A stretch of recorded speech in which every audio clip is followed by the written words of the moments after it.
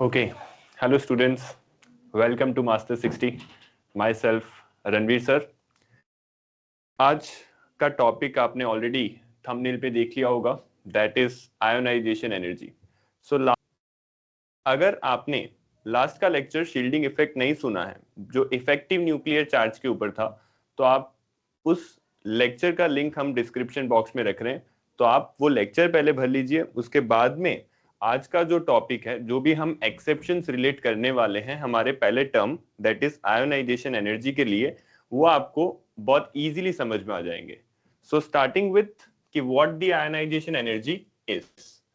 तो सबसे पहले हम लोग इसका डेफिनेशन देखेंगे एंड देन इसके ट्रेंड्स और क्या क्या एक्सेप्शन है. तो ध्यान से सुनिएगा, that is a important lecture. जितने भी आपको डाउट्स हैं इस टॉपिक को रिलेटेड कि सर समझ में नहीं आ रहा है, तो आज आपको एटलीस्ट आयोनाइजेशन एनर्जी के टॉपिक में या इसके क्वेश्चन बनाते हुए कोई गलती आप कमिट नहीं करेंगे. So will start with the first definition. So ionization energy is what? The energy required to remove the electron, और इसको थोड़ा स्पेसिफिक लिखते हैं, to remove the loosely bounded electron from neutral gaseous atom. अब ये definition का मतलब हम समझ लेते हैं. सबसे पहले आयोनाइजेशन एनर्जी क्या होता है भाई, कि आपको एक गैसियस एटम होना चाहिए, न्यूट्रल वो भी, ठीक है. उसमें से आपको क्या रिमूव करना है? इलेक्ट्रॉन को रिमूव करना है. तो जो आपको एनर्जी रिक्वायर्ड है ये इलेक्ट्रॉन को रिमूव करने के लिए, उसी एनर्जी को हम लोग पढ़ते हैं आयोनाइजेशन एनर्जी. सो आयोनाइजेशन एनर्जी में सबसे पहले, अगर आपने जेड इफेक्टिव मेरे साथ लास्ट वीडियो में देखा है, वापस से अगेन अगर आपने नहीं देखा है तो उसका टॉपिक का लिंक हम डिस्क्रिप्शन बॉक्स में रख देते हैं. सो आप पहले उसको चेक कर लीजिएगा एंड देन आप इस वीडियो को देखिएगा, तो आपको ज्यादा क्रिस्टल फील्ड क्लियर हो. देन अब आयोनाइजेशन एनर्जी में सबसे पहले हम ट्रेंड्स देखते हैं. तो इधर हम ट्रेंड्स लिख लेते हैं. तो ट्रेंड्स, सबसे पहला ट्रेंड, आपको लेफ्ट टू राइट जाना है, left to right periodic table में जाना है. इसका मतलब आपको अलोंग द पीरियड चलना है. कहां पे चलना है? Along the period. वापस से बोलेंगे साथ में, कहां पे चलना है? अलोंग द पीरियड चलना है. तो मैं आपके स्पेसिफिकेशन के लिए लिख भी देता हूं कि हम पीरियोडिक टेबल में कहां से कहां मूव कर रहे हैं, लेफ्ट टू राइट मूव कर रहे हैं. तो अब होना क्या चाहिए? बेसिक ट्रेंड कहता है कि लेफ्ट टू राइट जैसे जैसे आप मूव करेंगे अपने पीरियोडिक टेबल में, वैसे वैसे जेड इफेक्टिव बढ़ेगा. अब जेड इफेक्टिव क्या होता है, हमने लास्ट लेक्चर में देखा था. Z effective is called as effective nuclear charge. ये क्यों बढ़ता है? Because left to right जाने पे number of protons बढ़ते हैं, इसी के कारण से Z effective बढ़ेगा. अब Z effective बढ़ने से क्या होगा? Z effective बढ़ने से attraction बढ़ेगा. Z effective बढ़ने से क्या बढ़ेगा? attraction बढ़ेगा, जिसके कारण से आपके एटम का साइज कंप्रेस हो जाएगा, छोटा हो जाएगा एटम. यानी जो लूज बाउंडली इलेक्ट्रॉन था, मतलब जो आउटर शेल का इलेक्ट्रॉन था, वो न्यूक्लियस के पास में आ जाएगा. तो एक बात बताइए, अगर आउटर मोस्ट इलेक्ट्रॉन न्यूक्लियस के पास आ जाता है तो उसको रिमूव करने के लिए जो एनर्जी लगती है, अभी हमने पढ़ा, क्या बोलते हैं उसको? आयोनाइजेशन एनर्जी बोलते हैं. तो आयोनाइजेशन एनर्जी ज्यादा होगा कि कम होगा? ऑब्वियसली बात है, ज्यादा होगा. बिकॉज अगर एटम का साइज छोटा हो गया तो इलेक्ट्रॉन जो आउटर मोस्ट शेल का था वो न्यूक्लियस से उतना ही पास आ जाएगा, जिससे आप बोल सकते हो कि आपको उसको फ्री करवाने के लिए न्यूक्लियस से एनर्जी ज्यादा लगेगी। तो आपने बोला कि लेफ्ट टू राइट जाने पे यानी अलोंग द पीरियड चलने पे आपका Z इफेक्टिव बढ़ा, Z इफेक्टिव बढ़ने से अट्रैक्शन बढ़ा, अट्रैक्शन बढ़ने से size of the atom compress हो गया, जिससे आपको एनर्जी लगेगी कैसी, ज्यादा। तो आपको जनरल ट्रेंड क्या याद रखना है कि अलोंग द पीरियड चलने पे आयनाइजेशन एनर्जी इंक्रीज होता है। सो सेकेंड ट्रेंड पे चलते हैं। Second trend that is top to bottom. यहाँ पे टॉप से बॉटम। अगर आप पीरियोडिक टेबल में टॉप टू बॉटम मूव कर रहे हैं तो सबसे बेसिक, अगर आप टॉप टू बॉटम मूव कर रहे हैं इसका क्या मतलब कि एटम का साइज बड़ा होता जाएगा। क्यों? क्योंकि नंबर ऑफ शेल्स बढ़ती जाएंगी। क्या बढ़ती जाएंगी? Number of shells. तो नंबर ऑफ शेल्स बढ़ने का मतलब एटम का साइज खुल गया, मतलब एटम बड़ा हो गया। एटम बड़ा हो गया इसका मतलब कि आउटर शेल का इलेक्ट्रॉन न्यूक्लियस से दूर चला गया, और न्यूक्लियस से दूर चला गया इसका मतलब क्या कि आप उसको थोड़ी ही एनर्जी देके फ्री करवा सकते हो, बिकॉज न्यूक्लियस से दूर है। तो न्यूक्लियस ने उसको कम फोर्स ऑफ अट्रैक्शन से पकड़ के रखा होगा, जिससे आप बोल सकते हो कि आयनाइजेशन एनर्जी आपको कम लगेगी। इसका मतलब along the period left to right जाने पे आयोनाइजेशन एनर्जी बढ़ती है और टॉप टू बॉटम आने पे आयनाइजेशन एनर्जी कम होती है। So that is the general trends ionisation energy के लिए। एक और पॉइंट आप सब पॉइंट इसमें लिख सकते हो कि इट इज डिनोटेड बाय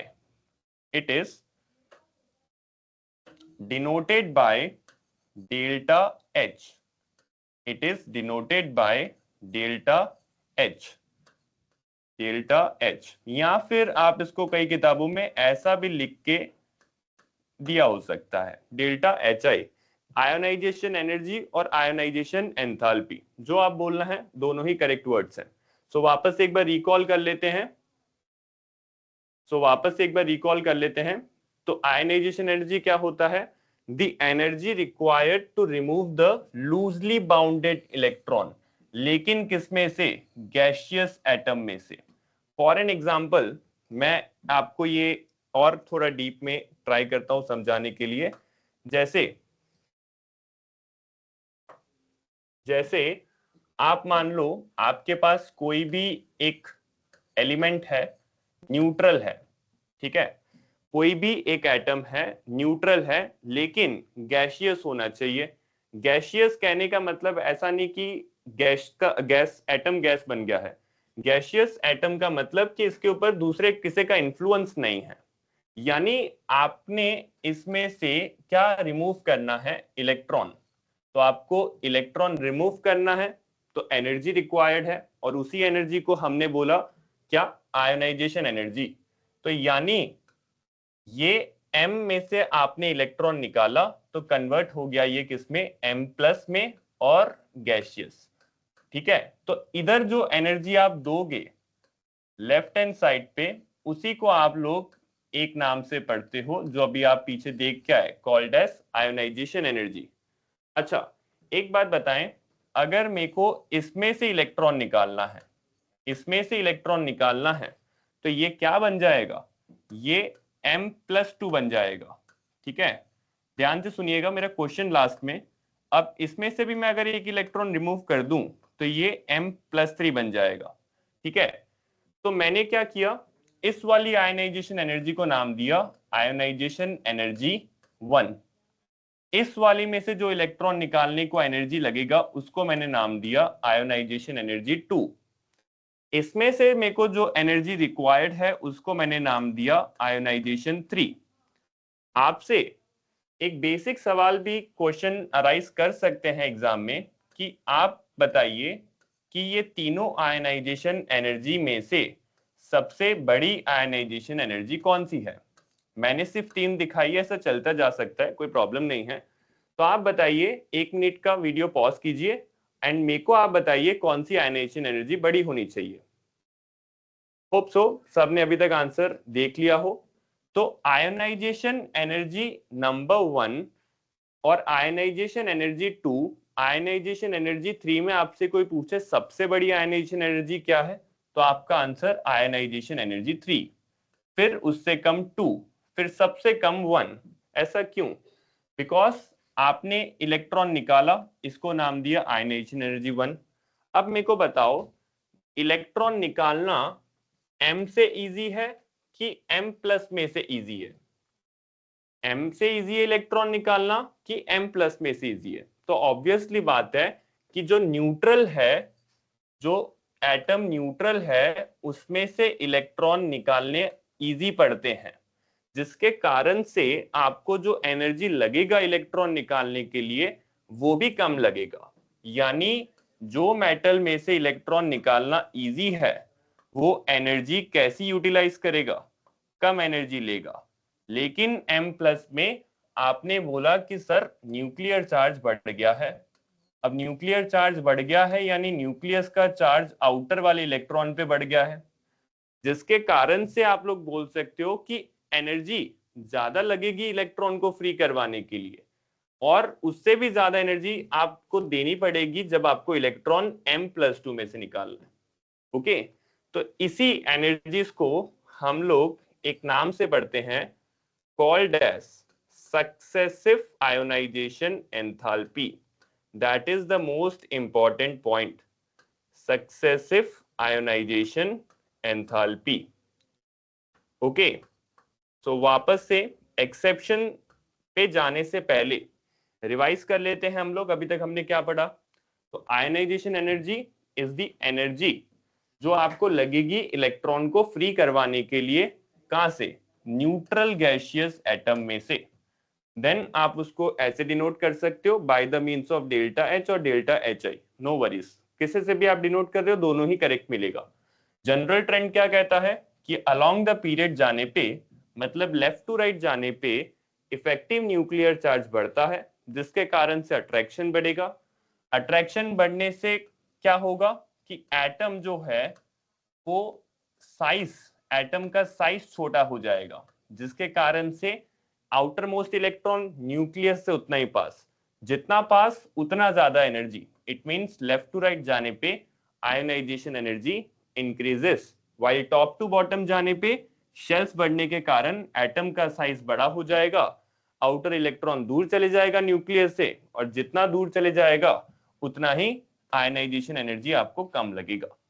ठीक है, सो अगर आपको ये सब क्लियर है, then we'll start with the exceptions. Then we'll start with exceptions. अब ध्यान से सुनिएगा, सबसे पहला एक्सेप्शन, ग्रुप 18 एलिमेंट्स जो हैं जिनको आप एक नाम से पढ़ते हो, कौन से नाम से पढ़ते हो? नोबल गैस या फिर inert gas, is given the highest ionization energy, और हाईएस्ट आयोनाइजेशन एनर्जी दिया कहां पे दिया? इन द पीरियड। कहां पे दिया? इन द पीरियड। यानी अगर आपको आयनाइजेशन एनर्जी कंपेयर करवाने के लिए आ जाए कोई एलिमेंट्स के बीच में, तो आपने उन एलिमेंट्स के बीच में अगर इस एलिमेंट्स को देखा, किस एलिमेंट्स को? ग्रुप 18 एलिमेंट्स को। यानी कौन से होते हैं, मैं इधर लिख देता हूं, हीलियम, नियॉन, आर्गन, क्रिप्टॉन, ज़ेनन और रेडन। तो अगर इन एलिमेंट्स को अगर आपने कोई कंपैरिजन के बीच में देखा, तो आप बोल सकते हो कि भाई सबसे ज्यादा आयनाइजेशन एनर्जी नोबल गैस की होगी। तो आपका एक माइंड में क्वेश्चन अराइज हो रहा होगा कि ऐसा क्यों, कि पूरे पीरियड में सिर्फ ग्रुप 18 की ही आयनाइजेशन एनर्जी क्यों ज्यादा बोली, ग्रुप 17 की क्यों नहीं, ग्रुप 16 की क्यों नहीं? सिंपल सा रीजन है कि अगर आप ग्रुप 18 का जब इलेक्ट्रॉनिक कॉन्फ़िगरेशन लिखते हो, ग्रुप 18 का जब इलेक्ट्रॉनिक कॉन्फ़िगरेशन लिखते हो, इसका मतलब मैं लिख के दे देता हूं पहले आपको, NS2 NP6, यानी आउटर शेल में उसके 8 इलेक्ट्रॉन ऑलरेडी पूरे हैं, अब ये 8 इलेक्ट्रॉन पूरे होने से क्या हो गया, 8 इलेक्ट्रॉन पूरे होने से वो क्या बन गए, स्टेबल बन गए। स्टेबल बनने से क्या हुआ कि वो अपना न्यूक्लियस इतनी जल्दी नहीं छोड़ेंगे, वो अपना इलेक्ट्रॉन सॉरी वो अपना इलेक्ट्रॉन इतनी जल्दी नहीं छोड़ेंगे। कौन सा इलेक्ट्रॉन, आउटर मोस्ट शेल का, वो इतना जल्दी अपना इलेक्ट्रॉन नहीं छोड़ेंगे जिसके कारण से आपको जो एनर्जी रिक्वायर्ड है वो सबसे ज्यादा होगी। ठीक है, सो हमने पहले एक्सेप्शन में क्या देखा कि ग्रुप 18 जो एलिमेंट्स हैं, noble gas, helium, neon, argon, krypton, xenon और रेडन, इनका ionisation energy in the period is the highest. Then second exception पे चलते हैं। तो सेकेंड एक्सेप्शन आपको देखने को मिलता है दो पीरियड्स में, एक होता है सेकेंड पीरियड और एक होता है थर्ड पीरियड। इन दोनों में आयनाइजेशन एनर्जी का दूसरा एक्सेप्शन देखने को मिलेगा आपको। अब ध्यान से सुनिएगा क्या एक्सेप्शन है, इंपॉर्टेंट है। सो सेकेंड पीरियड की अगर मैं बात करूं, मैं इधर लिख देता हूं, ये मैं डिस्कस कर रहा हूं आपके साथ में सेकेंड पीरियड की। ठीक है, सेकेंड पीरियड के पहले मैं एलिमेंट्स लिख लेता हूं, lithium, beryllium, boron, carbon, nitrogen, oxygen and fluorine. अब हम लोग अपने डेफिनेशन ट्रेंड्स को ही फॉलो करते हैं। क्या ट्रेंड्स फॉलो होगा कि जैसे ही आप पीरियड में चलोगे यानी कहां से कहां चलना है, लेफ्ट से राइट चलना है। तो जैसे जैसे आप लेफ्ट टू राइट जाओगे, मतलब ऐसे, तो क्या होगा, इफेक्टिव न्यूक्लियर चार्ज बढ़ेगा। इफेक्टिव न्यूक्लियर चार्ज बढ़ने से क्या होता है, अट्रैक्शन बढ़ता है। अट्रैक्शन से क्या होता है, एटम छोटा हो जाएगा। एटम छोटे होने से क्या होता है, एनर्जी ज्यादा लगेगी। एनर्जी क्यों ज्यादा लगेगी, फ्री करवाने के लिए। किसको फ्री करवाने के लिए, आउटर मोस्ट इलेक्ट्रॉन को।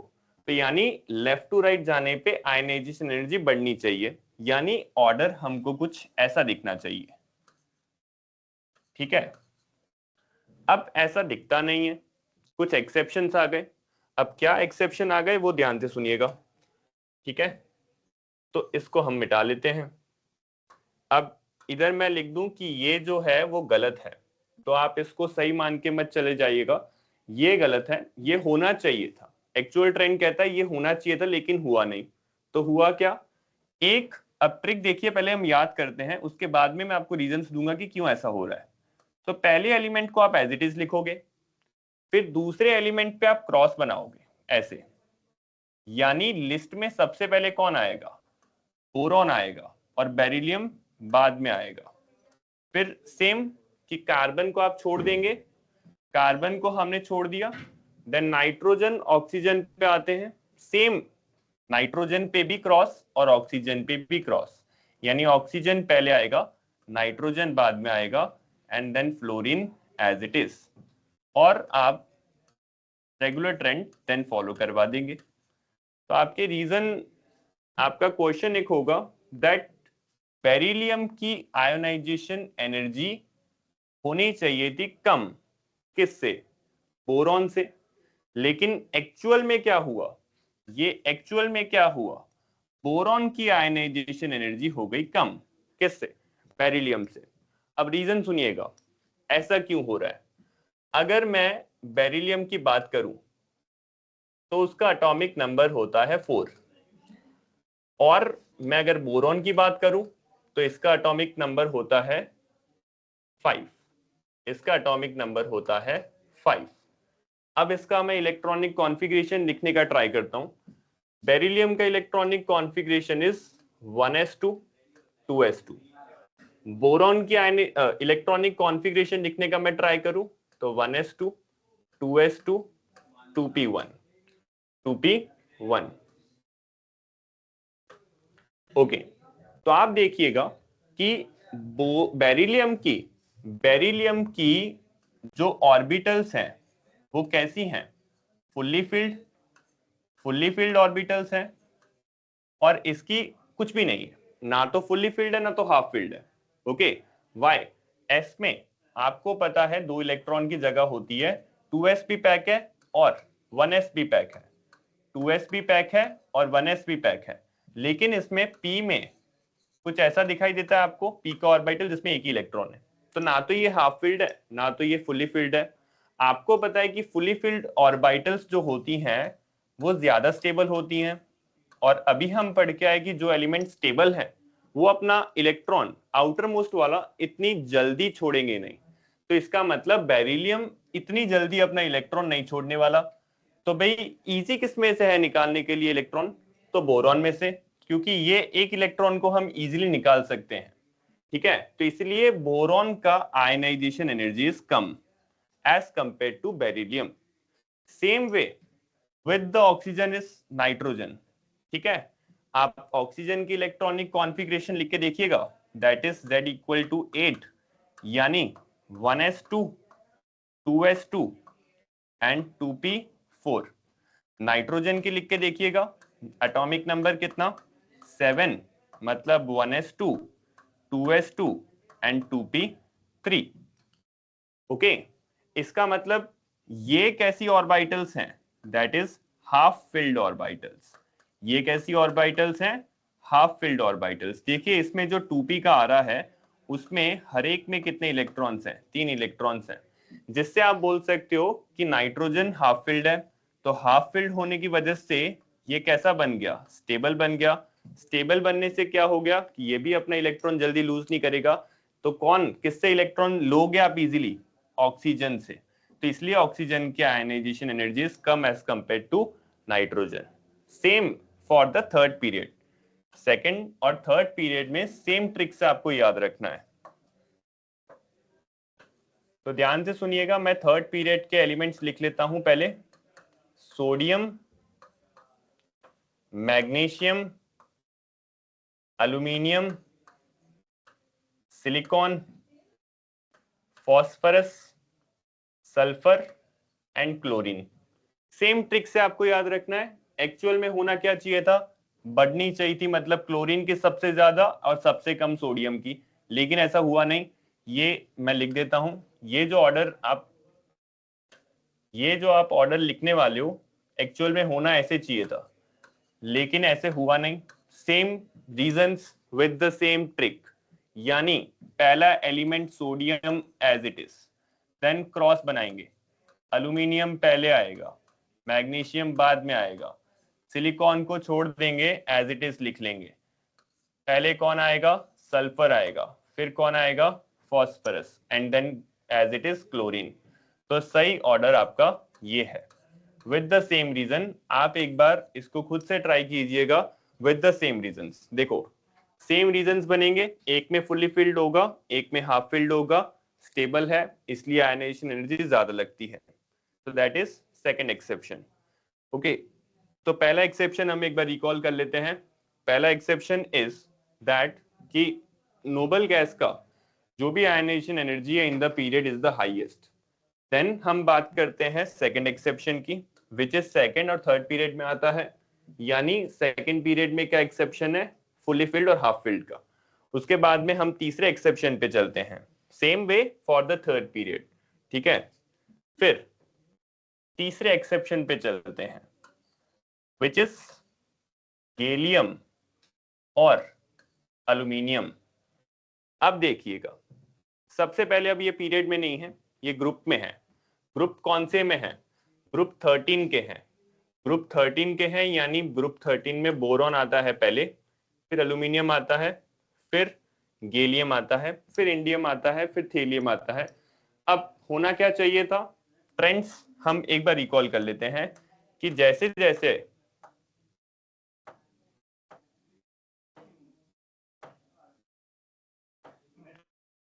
जैसे आप टॉप टू बॉटम जाएंगे नंबर ऑफ शेल्स इंक्रीज होगा।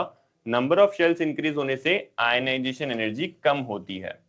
अब हम अपने यही रूल को रिलेट करते हैं विद द ग्रुप 13। अब सुनिएगा, ग्रुप 13 में बोरॉन एल्यूमिनियम गैलियम है, यानी जैसे जैसे आप नीचे चलोगे किस में? ग्रुप में, पीरियड नहीं, वैसे वैसे आयनाइजेशन एनर्जी गिरनी चाहिए। तो एक्चुअल में होना क्या चाहिए? एल्यूमिनियम की ज्यादा कि गैलियम की ज्यादा? ऑब्वियसली एल्यूमिनियम की ज्यादा होनी चाहिए, लेकिन ऐसे होता नहीं है। एक्सेप्शन आया। क्या एक्सेप्शन आया? ये गलत है पहले तो। क्या एक्सेप्शन है? दैट गैलियम की आयनाइजेशन एनर्जी एल्यूमिनियम के कंपेयर में ज्यादा होती है। अब ऐसा क्यों? आप गैलियम की इलेक्ट्रॉनिक कॉन्फ़िगरेशन लिख के देखेंगे तो इसकी इलेक्ट्रॉनिक कॉन्फ़िगरेशन कुछ ऐसी लिखी मिलेगी आपको किताब में। Argon 3d10 4s2 4p1।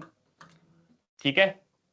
अब होता क्या है कि जो sp-df होते हैं, इनमें से s और p को हम लोग कह देते हैं कि it is a good screener. ये क्या है? Good screener. और D और F क्या है? It is a poor screener. अब स्क्रीनिंग कांस्टेंट कैसे निकालते हैं वो हमने लास्ट लेक्चर में देखा ही था, तो आप एक बार अगर नहीं पढ़ा है आपने तो वो आप जाके पढ़ सकते हैं। तो हम लोग क्या बोल रहे हैं कि D और F जो हैं वो कैसे स्क्रीनर्स हैं? पुअर स्क्रीनर्स हैं। ठीक है। अब ये स्क्रीनर्स क्या होता है? गुड स्क्रीनर कहने से मेरा मतलब है कि ये रिपल्शन बहुत अच्छा प्रोवाइड करवाते हैं। किसको रिपल्शन अच्छा प्रोवाइड करते हैं? आउटर वाले इलेक्ट्रॉन को, जिससे एटम का साइज बढ़ जाता है, एक्सपांड हो जाता है। लेकिन डी और एफ पुअर स्क्रीनर्स है। पुअर स्क्रीनर्स का मतलब क्या? दैट वो रिपल्शन कम प्रोवाइड करवाएंगे। कौन? इनर ऑर्बिट के इलेक्ट्रॉन्स। किसको? आउटर वाले को। इसका मतलब अगर रिपल्शन नहीं प्रोवाइड करवा पा रहे तो ये क्या प्रोवाइड करवाते हैं? अट्रैक्शन प्रोवाइड करवाते हैं। अट्रैक्शन कहने का मतलब, अट्रैक्शन कहने का मतलब कि अगर अट्रैक्शन बढ़ जाएगा तो एटम का साइज कंप्रेस हो जाएगा, जिससे आउटर इलेक्ट्रॉन पास में आ जाएगा न्यूक्लियस से, तो आपको एनर्जी जो रिक्वायर्ड है वो ज्यादा लगेगी। सेम केस गैलियम में जो 3d10 इलेक्ट्रॉन्स हैं, ड्यू टू दैट ये हम बोल देते हैं it is a poor screener.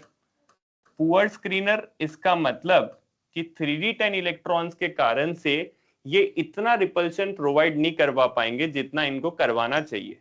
तो ये क्या करेंगे? अट्रैक्शन प्रोवाइड करवाएंगे। अट्रैक्शन प्रोवाइड करवाएंगे इसका मतलब क्या? ओके, गैलियम पुअर स्क्रीनर है, इसका मतलब ये अट्रैक्शन प्रोवाइड करवाएंगे, क्योंकि रिपल्शन तो प्रोवाइड करवा नहीं सकते हैं। अट्रैक्शन प्रोवाइड करवाएंगे यानी गैलियम का एटम का साइज छोटा हो जाएगा, जिससे आपको तकलीफ होगा आउटर इलेक्ट्रॉन को निकालने के लिए। तकलीफ होगा यानी क्या? आयोनाइजेशन एनर्जी गैलियम की ज्यादा आएगी। ये केस एल्यूमिनियम के साथ नहीं होता है, क्योंकि एल्यूमिनियम की जब आप इलेक्ट्रॉनिक कॉन्फ़िगरेशन लिखते हो तब क्या होता है, कोई डी और एफ इलेक्ट्रॉन्स आते ही नहीं है। एक बार चेक कर लेते हैं, एटॉमिक नंबर कितना होता है एल्यूमिनियम का? 13, यानी 1s2 2s2 2p6 3s2 and 3p1। आप देख लीजिए कोई भी डी और एफ का ऑर्बिटल नहीं है, जिसके कारण हम लोग बोल सकते हैं कि एस और पी अच्छे स्क्रीनर्स हैं। अच्छे स्क्रीनर्स हैं यानी अच्छी खासी रिपल्शन प्रोवाइड करवाएंगे इनर ऑर्बिट के इलेक्ट्रॉन्स। अच्छी खासी अगर रिपल्शन प्रोवाइड करवाएंगे तो एटम का साइज बड़ा हो जाएगा और आपको इजीली एल्यूमिनियम से इलेक्ट्रॉन निकालने को पाएगा, जिसके कारण हम बोल देते हैं कि एल्यूमिनियम की आयनाइजेशन एनर्जी गैलियम से कैसी है? कम है। So we'll move towards our last exception, that is in periods. तो 5D जो सीरीज होती है उसका आयनाइजेशन एनर्जी सबसे ज्यादा, फिर एक्चुअल में 4D होनी चाहिए लेकिन 3D आती है। अब क्यों 5D की ज्यादा? क्यों 5D की ज्यादा? बिकॉज 5D में ड्यू टू लेंथेनाइट कंट्रैक्शन। अब ये लेंथेनाइट कंट्रैक्शन क्या है? अब लेंथेनॉइड कॉन्ट्रैक्शन यानी इसमें एंट्री होगी आपके एफ ऑर्बिटल की। किसकी एंट्री होगी? एफ ऑर्बिटल की। F14 इलेक्ट्रॉन्स आपको देखने को मिलेंगे 5D सीरीज में। तो जिससे क्या होगा? अब जिससे क्या होगा? D से भी घटिया स्क्रीनर है व्हाट? F। मतलब F is a poor screener as compare to D only. इसका मतलब क्या कि जितनी रिपल्शन हमको डी प्रोवाइड करवा पा रहा था अभी तक, उतनी एफ तो करवा ही नहीं पाएगा, बिकॉज एफ सबसे पुअर स्क्रीनर माना जाता है। अब ये रिपल्शन अगर प्रोवाइड करवाएगा ही नहीं तो क्या होगा, ये अट्रैक्शन प्रोवाइड करवाएगा, जिससे एटम का साइज कंप्रेस होने के कारण आपकी जो 5D में आयोनाइजेशन एनर्जी लग रही है वो ज्यादा लगेगी। ठीक है, so that is the exceptions, total exceptions ionisation energy के, जो लिंक थे हमारे लास्ट लेक्चर की वीडियो से जेड इफेक्टिव। एक बार हम जल्दी जल्दी रिकॉल कर लेते हैं आज का इस वीडियो का समरी हम कह सकते हैं उसको। तो सबसे पहले हमने क्या देखा, आयोनाइजेशन एनर्जी का डेफिनेशन, जो क्या होता है कि एनर्जी लगता है अगर इलेक्ट्रॉन को फ्री करवाना है। इलेक्ट्रॉन को फ्री किससे करवाना है, न्यूट्रल गैसियस एटम से, तो एनर्जी जो रिक्वायर्ड है उसी को आयनाइजेशन एनर्जी बोलेंगे, डिनोटेड बाय डेल्टा एच आई। अच्छा, एक और पूछ सकते हैं कि जो आयनाइजेशन एनर्जी है वो एक्सोथर्मिक रिएक्शन है कि एंडोथर्मिक रिएक्शन है, ये भी अच्छा सवाल बन सकता है। अब एक्सो है कि एंडो है, आप 2 मिनट के लिए विचार लें अपने मन में और उसके बाद में आप लिखिएगा। तो आयनाइजेशन एनर्जी कौन सा रिएक्शन है, एंडोथर्मिक, बिकॉज इसमें आपको एनर्जी देनी पड़ रही है। देनी क्यों पड़ रही है, हमको फ्री करवाना है अपना लास्ट वाला इलेक्ट्रॉन फ्रॉम किससे, न्यूट्रल गैसियस एटम से। अब लेफ्ट टू राइट जाने पे जेड इफेक्टिव बढ़ा, अट्रैक्शन बढ़ा, आयनाइजेशन एनर्जी बढ़ा। टॉप टू बॉटम जाने पे नंबर ऑफ शेल्स इंक्रीज होगा, आयनाइजेशन एनर्जी गिरेगा। सेकंड, सक्सेसिव आयनाइजेशन एंथैल्पी, जैसे जैसे आप निकालते जाओगे इलेक्ट्रॉन वैसे वैसे आपको टफ होते जाएगा इलेक्ट्रॉन को निकालने के लिए, तो वैसे ही हमने लिखा 3 की ज्यादा as compare to 2 as well as 1। Third पे चलते हैं, एक्सेप्शंस पे। पहला तो आयनाइजेशन एनर्जी ग्रुप 18 की सबसे ज्यादा किसमें, लेकिन इन द पीरियड, यानी helium, neon, argon, krypton, xenon कहीं भी आपको दिखे तो आप आंख बंद करके उसको टिक लगा देना that it is considering highest ionisation energy in the period. फिर सेकंड पे चलते हैं, सेकंड थर्ड पीरियड में, ये इंपॉर्टेंट है, इसको याद रखिएगा, ट्रिक मैंने आपको बता दी है याद करने की। तो ये क्यों होता है, उसका reason fully filled, half filled orbitals होता है। थर्ड पीरियड में भी हमने सेम देखा था। Then will move towards third exception, gallium aluminium, down the group चलने पे एल्यूमिनियम की ज्यादा आनी चाहिए थी लेकिन आई नहीं, किसकी ज्यादा आई, गैलियम की। क्यों, बिकॉज गैलियम के पास कौन से इलेक्ट्रॉन्स हैं, 3d10, जो पुअर स्क्रीनर्स पे काउंट करते हैं। पुअर स्क्रीनर्स मतलब रिपल्शन कम, रिपल्शन कम, अट्रैक्शन ज्यादा, अट्रैक्शन ज्यादा, एटम साइज छोटा, एटम साइज छोटा मतलब एनर्जी ज्यादा, मतलब आयनाइजेशन एनर्जी ज्यादा। एंड लास्ट, 5D की ज्यादा होती है as compare to 3D 4D, reason is lengthenite contraction which is f orbitals की एंट्री होती है। अब f is a poor screener as compared to D also, तो D में जितना रिपल्शन था उतना भी नहीं मिलेगा f के थ्रू, तो अट्रैक्शन इसमें भी ज्यादा हो जाएगी, तो जिसके कारण 5D की आयनाइजेशन एनर्जी सबसे ज्यादा। ओके, तो होप सो कि आपको ये वीडियो इंफॉर्मेटिव लगा हो। ठीक है, नेक्स्ट क्लास में आपको एक नए एक्सेप्शन के साथ हम मिलेंगे, इलेक्ट्रोनेगेटिविटी। तब तक के लिए बाय, थैंक यू।